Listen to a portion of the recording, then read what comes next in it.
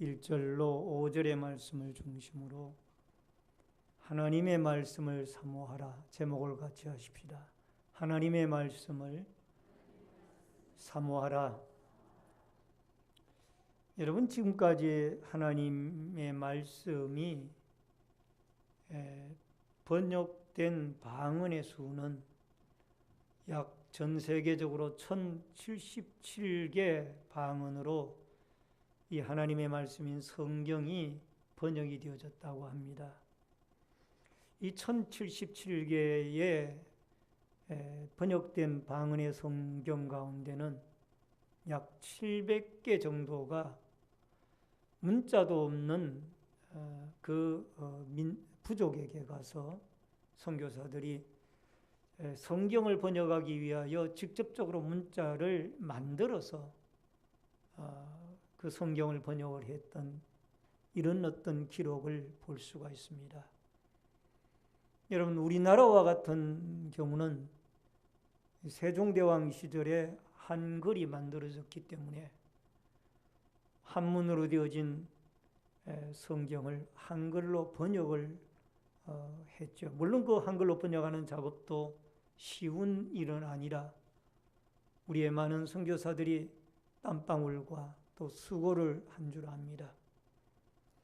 어쨌든 간에 글자를 만들어서 성경을 번역하고, 여러분, 성경이 있어야 하나님의 복음이 전해지는 거예요. 물론 성경이 없어도 복음이 전해질 수 있지만은 성경이 있어야 예수 그리스도, 복음의 중심인 예수 그리스도가 누구인지를 알게 되고 우리 인간이 왜 예수를 믿어야 되는지를 알 수가 있는 거예요.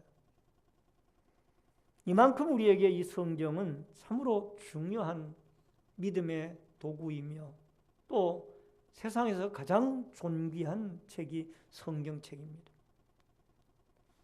우리가 예수를 믿고 거듭났음에도 불구하고 이 세상에서 모세나 엘리야와 같이 능력 있는 삶을 살아가지 못하는 이유 가운데 하나가 이 하나님의 말씀으로 말미암아 때마다 시마다 충족한 은혜를 우리가 누리고 살지 못하기 때문에 아마 엘리야나 모세처럼 그렇게 위대한 삶을 살아가고 있지 못하는 것은 아닌가. 그 외에도 여러 가지 이유가 있을 수가 있겠습니다만, 여러분, 우리가 말씀을 통해서 영적 어린아이의 신앙을 벗어나야만 합니다. 따라하십시다. 말씀을 통해서 영적 어린아이의 신앙을 벗어납시다. 성경 말씀이 없게 되어지면은 아무리 우리가 오랫동안 예수를 믿고 아무리 신령하고 신비한 은사 체험을 많이 해도 여러분, 여전히 어린아이와 같은 그런 신앙생활을 해나가게 된다는 것.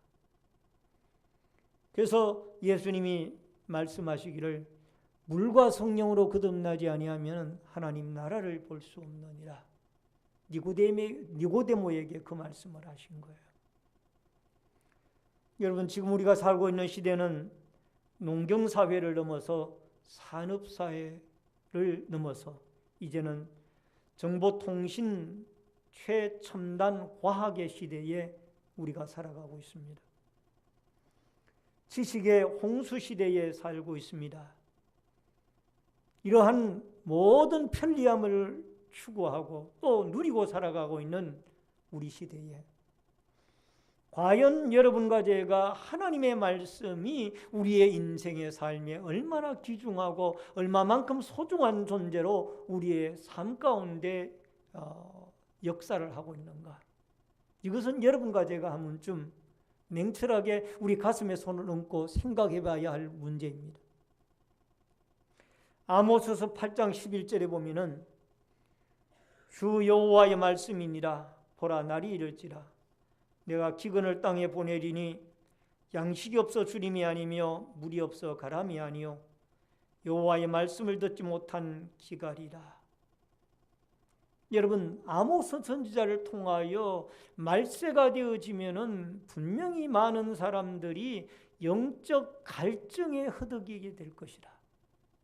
물이 없어 가람이 아니고 먹을 양식이 없어 줄임이 아니라 하나님의 말씀을 듣지 못한 기갈에 허덕이게 될 것이다.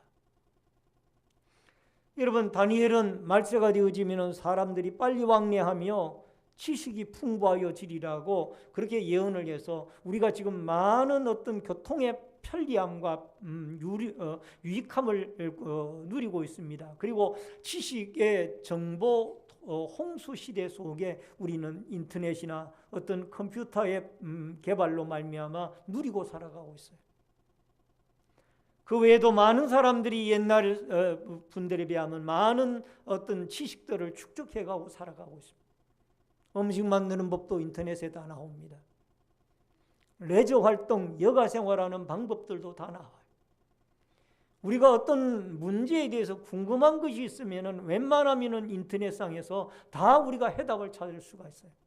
물론 그 답이 정확한 답인 수도 있고 그렇지 못한 경우도 들어있는 줄 압니다만은 어쨌든 간에 많은 정보를 우리가 얻고 살아간다. 그러나 진정 이런 지식의 홍수 시대가 우리에게 주는 유익함도 있지만은 또 우리 신앙적으로는 불편함도 있습니다. 그게 뭔가 하니 하나님의 말씀이 멀어지는 거예요. 여러분, 이런 편리함을 통해서 우리 하나님의 말씀을 가까이 해야 되는데 하나님의 말씀이 우리로부터 점점 멀어지고 가고 있다라. 그래서 오늘 여기에 성경에 우리가 신앙 성장을 이루어 나가고 또 어린아이의 신앙을 벗어나서 훌륭한 믿음의 일꾼으로 자라가기 위해서는 분명히 하나님의 말씀을 사모하라. 따라하십시다. 여호와의 말씀을 사모하십시다. 아멘. 우선 첫 번째로 생각할 수 있는 것은 말씀을 먹지 못했을 때의 현상이 어떤 현상이 일어나느냐. 1절을 같이 읽습니다. 다 같이 읽습니다. 시작. 그러므로 모든 악독과 모든 기만과 외식과 시기와 모든 비방하는 말을 버리고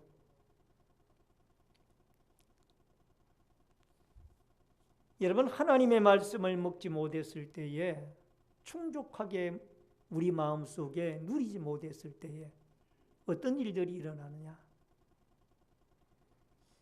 바로 오늘 여기에 5가지의 부정적인 요소들이 우리의 신앙생활에 나타난다는 겁니다.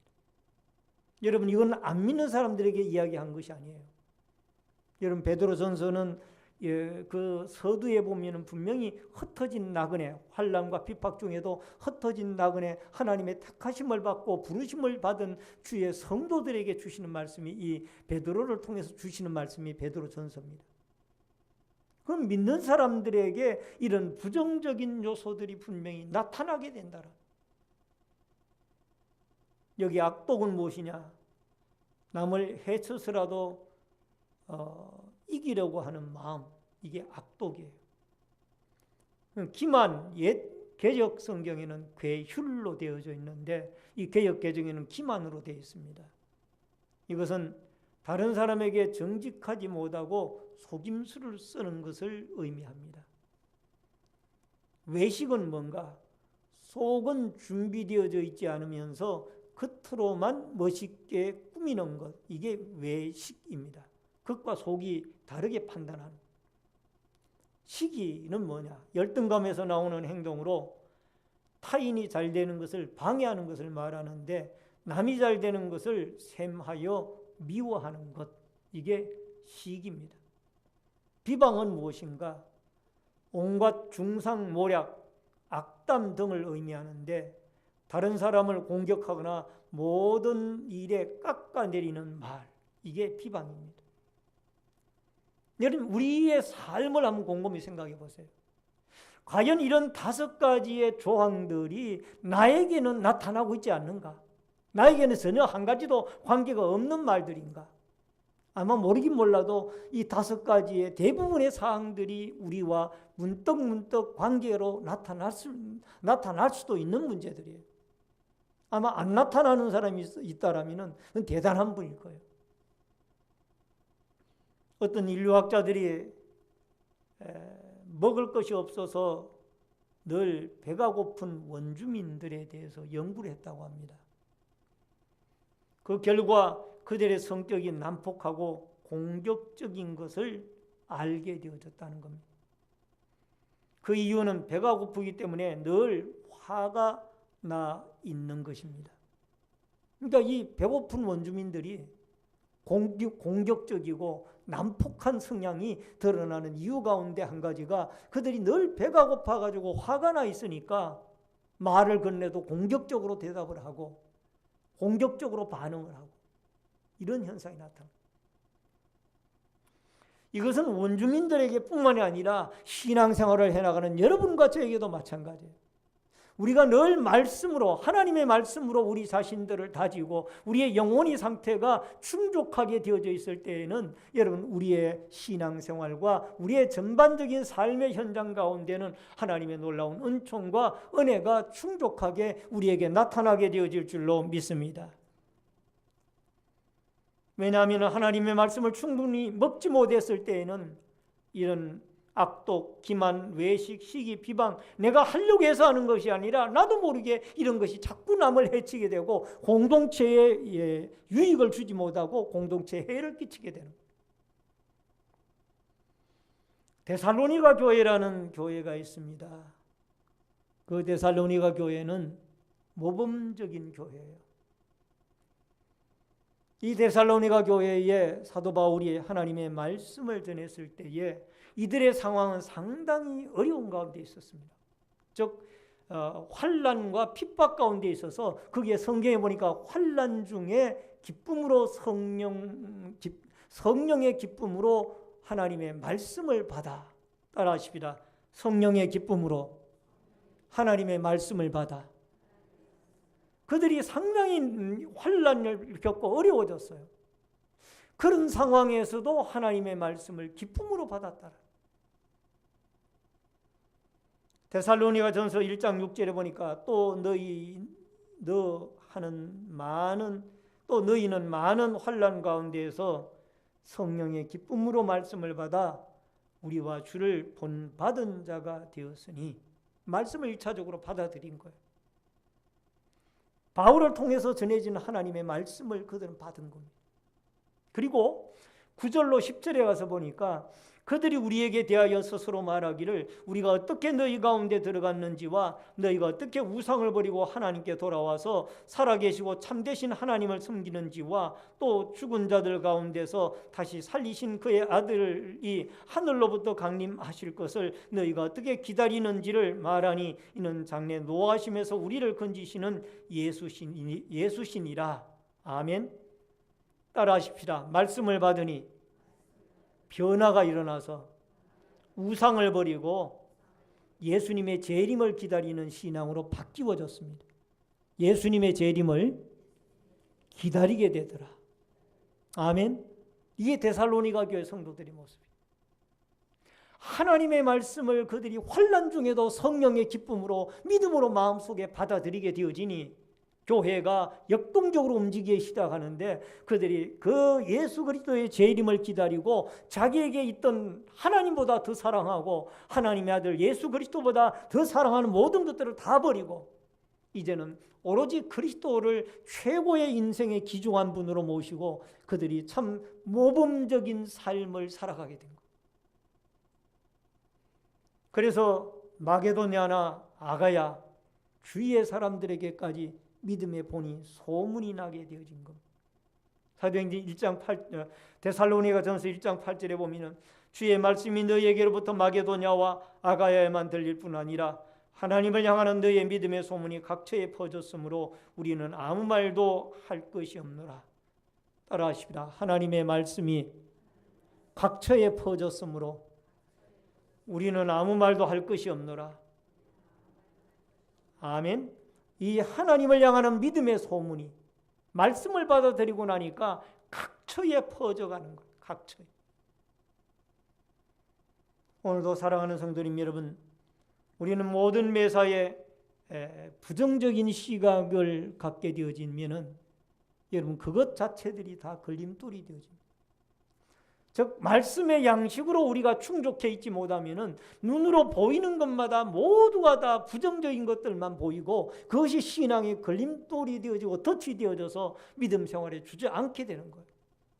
그러나 말씀이 충만하게 되어지면은 혹연 부정적인 것이나 또 상대편의 연약한 것들이 보일지라도 그걸 믿음으로 극복을 하고 승리해 나가는 이런 모습들을 우리는 보게 됩니다. 그러므로 혹시 여러분 가족에게 자꾸만 짜증스럽고 불평이 나오고 또 원망 또 이런 시기 질투 이런 등등이 나타나게 되어진다면 내가 하나님의 말씀과 멀어져 있는 것은 아닌가? 내 영혼이 하나님의 말씀의 갈증 속에 이 세상에 바쁘게 인생을 살다 보니까 내 영혼이 시들어가고 있는 건 아닌가? 한번 점검을 해보시고 다시 한번 우리의 하나님의 살아있는 말씀으로 새롭게 무장하는 아름다운 계기가 되어질 수 있기를 주의 이름으로 축원합니다. 그 다음에 크게 두 번째는 구원에 이르도록 자라게 합니다. 2절을 같이 읽겠습니다. 다 같이 읽습니다. 갓난아이들 같이 순전하고 신령한 젖을 사모하라. 이는 그로 말미암아 너희로 구원에 이르도록 자라게 하려 함이라. 여러분, 우리가 예수를 믿고 구원을 받게 됩니다. 구원은 단순히 하나님의 저주나 심판에서 벗어나는 것이 아닙니다. 우리의 구원은 하나님 앞에 의롭게 되어지는 데로부터 시작해서 거룩하게 되고 또 이 세상에서의 하나님의 축복과 능력을 나타내며 더 나아가서는 최종적으로 영화롭게 되어지는 단계까지 우리가 이르게 됩니다. 이게 구원의 완성이에요. 구원은 이미 우리가 예수 그리스도를 믿고 구세주로 고백하는 그 순간부터 이미 하나님 앞에 구원은 우리가 받았습니다. 이건 과거형이에요. 구원은 받았어요. 받은 구원이 완성을 이루어지기까지는 우리가 꾸준하게 영화의 단계까지 이루어 가기까지는 꾸준하게 우리가 하나님의 말씀으로 우리 자신을 훈련을 해야 돼요. 그래서 날마다 거룩해져 가고 변화되어져 가고 새로워져 가고 또 더욱 성숙해져 가고. 디모데후서 3장 15절에 보면은 또 어려서부터 성경을 알았나니 성경은 능히 너로 하여금 그리스도 예수 안에 있는 믿음으로 말미암아 구원에 이르는 지혜가 있게 하느니라. 따라하십시다. 성경은 구원에 이르는 지혜가 있게 하느니라. 아멘. 뭐가 구원에 이르는 지혜가 있게 한다고요? 성경 말씀. 그만큼 이 성경 말씀이 우리에게 소중한 거예요. 이 속에 예수 그리스도가 하나님의 아들이며 성경 말씀을 우리가 잘 읽거나 연구하거나 묵상하거나 새겨 듣지 아니하기 때문에 많은 이단들이 오늘날 한국교회 주의를 한국교회 성도들을 괴롭히고 있고 넘어지게 하고 있는 거예요. 예수 그리스도만이 하나님의 아들인데 자꾸 사람을 거기에 구주로 갖다 세웁니다. 이게 이단들이에요. 거기에 많은 사람이 현혹을 당하거든요. 이게 하나님의 말씀의 기초가 튼튼하지 못하기 때문에 자꾸 흔들리는 겁니다. 요한복음 5장 39절에 보면은 너희가 성경에서 영생을 얻는 줄로 생각하고 성경을 연구하거니와 이 성경은 곧 내게 대하여 증언하는 것이라. 따라하십시다. 성경은 예수님에 대하여 증언을 합니다. 아멘. 예수님이 구원의 장본인이 구세주니까 그분만이 인성과 신성을 갖춘 하나님의 아들이니까 우리의 구세주니까 이게 성경이 말하는 베드로전서 1장 23절에 보면은 이런 말씀이 나옵니다. 너희가 거듭난 것은 썩어질 씨로 된 것이 아니요 썩지 아니할 씨로 된 것이니 살아있고 항상 있는 하나님의 말씀으로 되었느니라. 따라하십시다. 살아있고 항상 있는 하나님의 말씀으로 되었느니라. 아멘. 여러분, 이 성경은 꽃은 시들고 풀은 마르지만은, 꽃은 떨어지고 풀은 마르지만은 하나님의 말씀은 항상 있고 살아 있습니다. 항상 있고 살아있는 이 하나님의 말씀으로 여러분과 제가 하나님 앞에 구원을 얻고 또 영광을 돌리는 이 아름다운 역사들이 있어지기를 주의 이름으로 축원합니다. 히브리서 5장 13절 14절을 다 같이 읽읍시다. 시작. 이는 히브리서 5장 13절 14절 같이 읽겠습니다. 시작. 이는 젖을 먹는 자마다 어린아이니 의의 말씀을 경험하지 못한 자요 단단한 음식을 장성한 자의 것이니 그들은 지각을 사용함으로 연단을 받아 선악을 분별하는 자들이니라. 여러분, 하나님의 말씀을 우리가 사모하고 또 이 하나님의 말씀을 통해서 꾸준하게 우리가 훈련을 받아야 할 이유 가운데 하나는 장성한 믿음이 되어지기 위해서는, 어린아이의 신앙을 벗어나기 위해서는 말씀으로 우리가 무장을 해야 됩니다. 성경을 모르게 되어지면은 자꾸 세상적인 가치관이나 세상적인 방법이나 잣대를 가지고 신앙생활을 하려고 합니다. 그러다 보면은 여러분, 교회가 세속화되어지고 본인의 신앙도 세속화되어지는 거예요. 세상 따라가는 거예요. 명절이 지나갔습니다마는 아마 명절 때가 되어지면은 공적인 예배나 기도회를 안 하는 교회들이 늘어가고 있습니다. 뭐 그 교회들이 잘못됐다, 잘됐다 그거를 평가하고자 하는 얘기는 아닙니다. 제가 믿는 신앙은 명절이라도 하나님 앞에 공적인 예배는 드려야 되는 것이다. 여러분, 주일날이 명절 겹치면은 주일 안 하고 명절 새로 갈 겁니까? 이건 심각하게 생각해 볼 문제예요. 그리고 그렇다고 해서 우리가 부모님이나 형제나 조상들이나 이런 분들을 부모님이나 형제들이나 이런 분들을 소홀히 여기라는 얘기는 아니에요. 귀중히 여기고 또 그분들에게 효도해야 돼요. 그러나 중요한 것은 하나님 앞에 모이기를 피하지 말라라고 하신 이 하나님의 말씀을 따라서 여러분과 제가 공적인 예배를 피하면서까지 명절을 지키는 것은 저는 옳지 않다고 생각합니다. 왜? 성경이 그걸 말하니까. 성경이. 제가 배운 신앙은 그렇게 배웠어요. 그러므로 여러분, 성경이 없게 되어지면 우리는 자충우도를 하게 돼요. 기준이 없는 거예요, 기준이. 그렇기 때문에 여러분, 우리 하나님의 말씀이 우리 마음속에 잣대가 되어져요. 따라하십시다. 하나님의 말씀이 우리에게 잣대가 되게 합시다.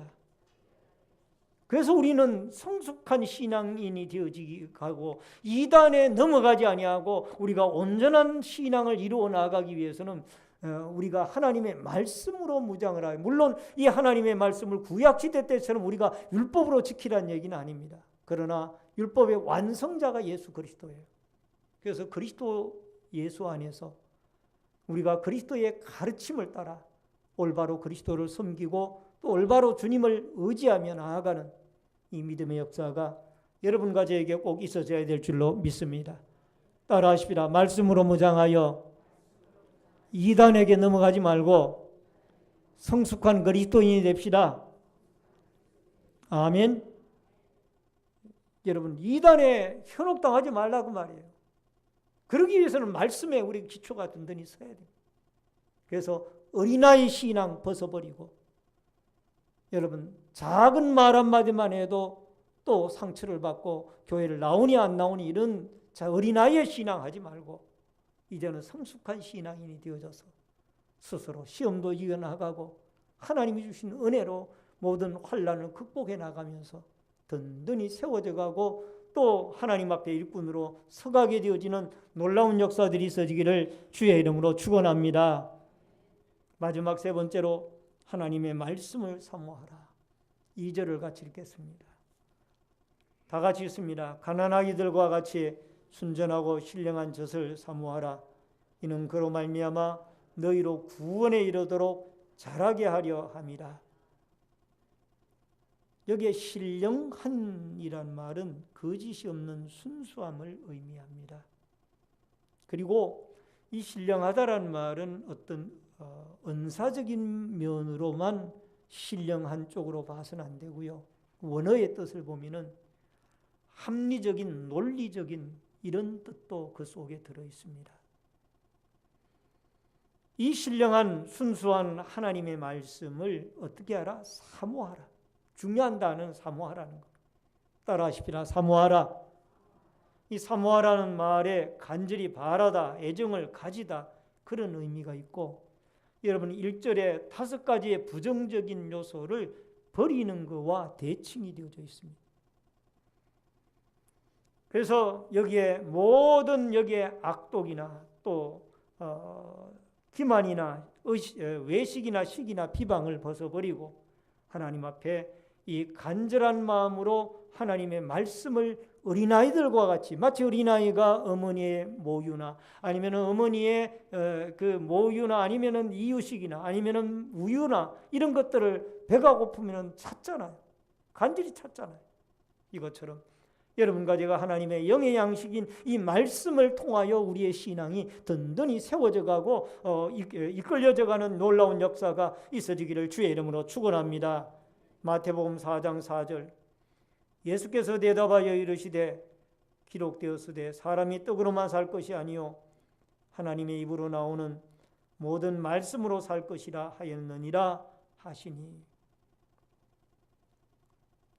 여러분, 사람이 육신에 빵만 있어가지고 못 산다는 얘기예요. 뭐가 있어야 산다고요? 영의 양식인 하나님의 말씀. 근데 많은 사람들이 성경을 읽지 아니하고 신앙생활을 해나가는 것을 안타까운 마음으로 바라보게 됩니다. 여러분, 성경을 읽게 되어지면 이 말씀 속에서 자신이 어떤 존재인지를 깨닫고 하나님이 얼마나 거룩하고 위대하며 자신은 죄인이고 연약하다라는 것을 깨달아서 절대 교만해질 수가 없는 거예요. 성경을 보지 아니하니까 내가 가진 직분, 은사가 최고인 줄 알고 교만해지는 거. 내 주장이 가장 옳은 줄 알고 목소리가 커지는 거. 말씀을 읽게 되어지면 우리가 사도 바울처럼 겸손해질 수밖에 없어요. 나의 나 된 것은 하나님의 은혜로 된 것이라. 내가 남들보다 수고를 더 많이 하였지만 내가 한 것이 아니라 하나님의 은혜로 되어진 것입니다. 아멘. 이게 성경을 읽게 되어지면 우리는 이런 모습들이 우리에게 찾아오게 돼요. 그래서 저는 성경을 읽으면서 바울에게 참 많은 것을 배워요. 그렇게 지식도 많고 권력도 있고, 여러분 손수건만 갖다 대도 병이 덜컥덜컥 낫고 귀신이 물러가는 그 기적을 일으키던 사도 바울이 그렇게 겸손해질 수 있던 것은 그가 그리스도를 만나고 늘 말씀 속에 살아가는 거예요. 말씀 속. 나는 죽고 내 안에 그리스도께서 사는 거예요. 시편 119편 123절에 보니까 내 눈이 주의 구원과 주의 의로운 말씀을 사모하기에 피곤하니이다. 따라하십시다. 내 눈이 주의 말씀을 사모하기에 피곤하니이다. 이 말을 가만히 묵상을 해보니까 아마 이 시편 119편 시인이 하나님의 말씀을 읽고 또 읽고 너무너무 많이 읽다 보니까 눈이 피곤해진 거예요. 눈이 피곤할 정도로 하나님 말씀을 읽는 거예요.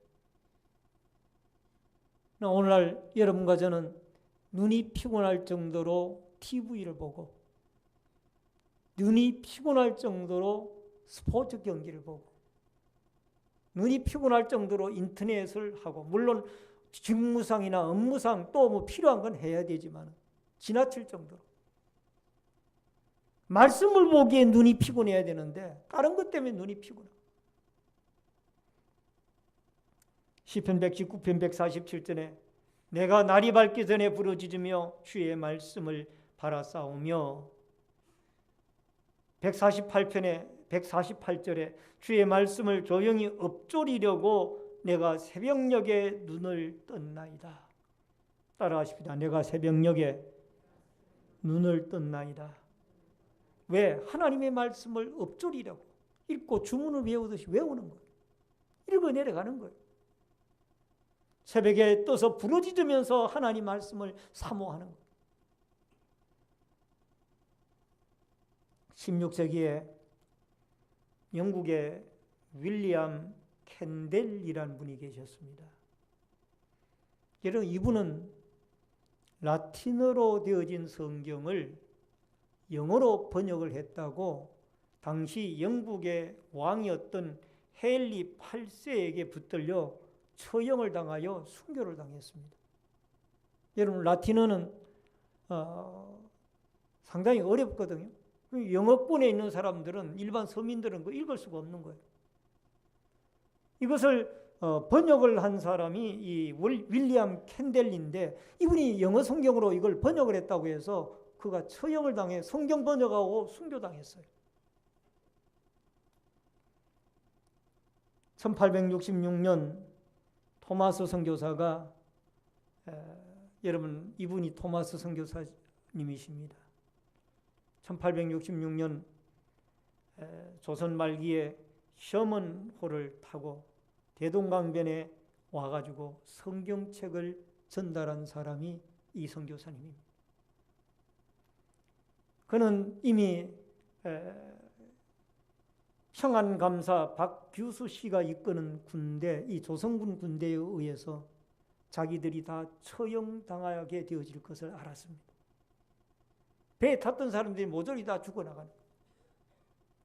그때 그는 할 수 있는 대로 배에서 많은 성경책, 한문으로 되어진 성경책을 끌어내렸습니다.